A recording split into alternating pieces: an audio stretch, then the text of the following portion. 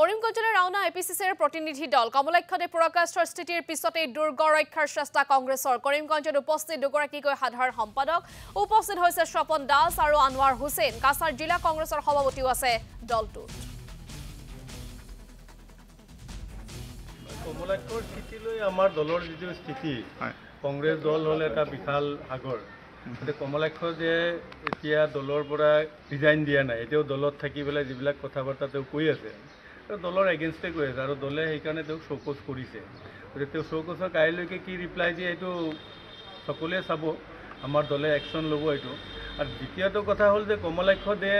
কমলাক্ষ দে বুলি তাক কোনেও চিনি পোৱা নাছিলে কংগ্ৰেছৰ MLA কাৰণেহে চিনি পাইছিলে গতিকে কংগ্ৰেছৰ যিসকলে ভোট দি পেলাই জিকাইছে কোনো দলীয় সতীৰ্থ দলীয় কৰ্মী তৃণমূল কৰ্মীয়ে কোনো কমলাক্ষৰ লগত যোৱা নাই গতিকে গোটেইখিনিয়ে মানুহে তাতে কমলাক্ষ যোৱাৰ কাৰণে যে কমলাক্ষৰ লগত কোনোবাই গৈছে কোনেও যোৱা নাই আমি সবাই খবৰ খাতি কৰি আছোঁ আজি আমি তাত গৈ আছোঁ তাত মিটিং চিটিং আমি কাইলৈ কৰিম আৰু কমলাক্ষৰ এগেইনষ্টে গোটেই কৰিমগঞ্জবাসীয়ে মানে